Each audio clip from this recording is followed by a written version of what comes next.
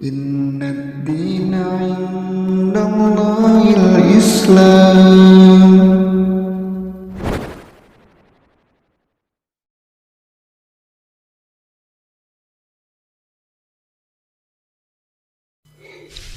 Bismillahirrahmanirrahim. Alhamdulillah. Assalatu wassalamu ala rasulillah wa ala ali wa sahbihi ajma'in. Saudaraku seiman, Dajjal akan muncul dari arah timur, dari negeri Persia yang disebut Khurasan. Dalilnya dari Abu Bakar As-Siddiq bahwa Nabi SAW bersabda, Dajjal itu keluar dari bumi sebelah timur yang disebut Khurasan. Dajjal akan diikuti oleh kaum yang wajah mereka seperti tameng yang dilapisi kulit. Namun kemunculan Dajjal baru terlihat jelas ketika ia sampai di suatu tempat antara Irak dan Syam.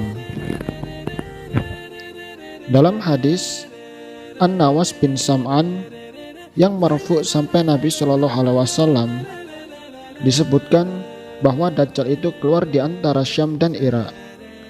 Dia lantas merusak kanan dan kiri. Wahai para hamba Allah, tetap teguhlah. Dajjal akan keluar dari Yahudiyah Asbahan dan 70.000 orang Yahudi akan menjadi pengikutnya. Dari Anas bin Malik, Rasulullah SAW bersabda, Dajjal akan keluar dari Yahudiyah Asbahan dan 70.000 orang Yahudi yang memakai mahkota akan menjadi pengikutnya. Kata Ibnu Katsir dalam kitab An-Nihayah fil Fitan wal Malahim, dikatakan bahwa munculnya Dajjal adalah dari Asbahan, dari daerah yang disebut Yahudiyah. Dajjal akan muncul dari Asbahan dan akan menelusuri semua muka bumi. Tidak ada satu negeri pun melainkan Dajjal akan mampir di tempat tersebut, kecuali Mekah dan Madinah, karena malaikat akan menjaga dua kota tersebut. Dajjal tidak akan memasuki keduanya hingga akhir zaman.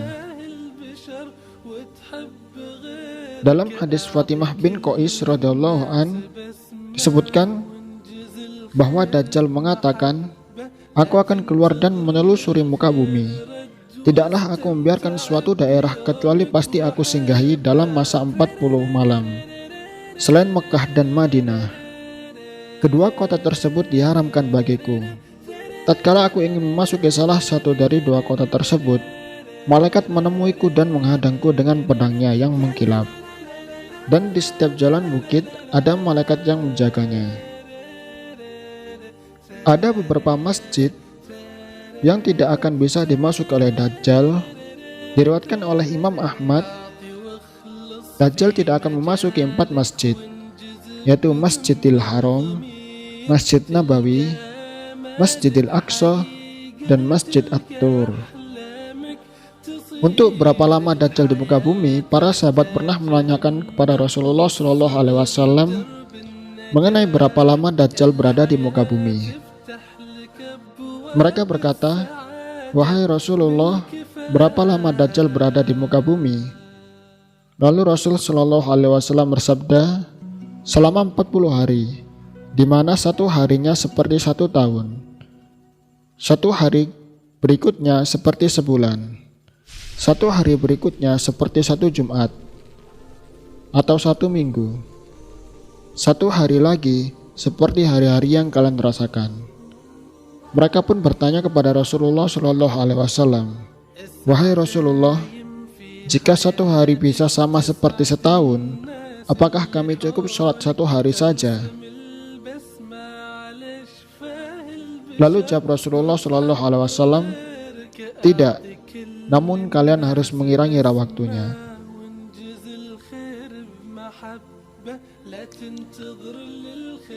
Jawaban Rasulullah SAW terhadap pertanyaan sahabat menunjukkan bahwa ketika Dajjal muncul, hari akan terasa begitu panjang, sampai terasa setahun atau sebulan atau seminggu. Dan ini bukanlah majas, tetapi hakiki. Dalam kitab Syarh Sahih Muslim, Imam Nawawi rahimahullah menjelaskan mengenai memperkirakan waktu sholat tersebut. Jika setelah fajar berlalu, waktu yang masanya sama seperti waktu antara subuh dan zuhur, seperti hari biasa, maka sholatlah zuhur. Jika berlalu waktu yang masanya seperti antara zuhur dan asar, maka sholatlah asar. Jika berlalu waktu yang masanya seperti antara asar dan maghrib, maka sholatlah maghrib. Demikian yang dilakukan oleh untuk sholat isya dan subuh, kemudian zuhur, asar, dan maghrib. Dilakukan demikian sampai waktu yang terasa setahun, sebulan, atau seminggu tadi. Allahu a'lamu bishawab.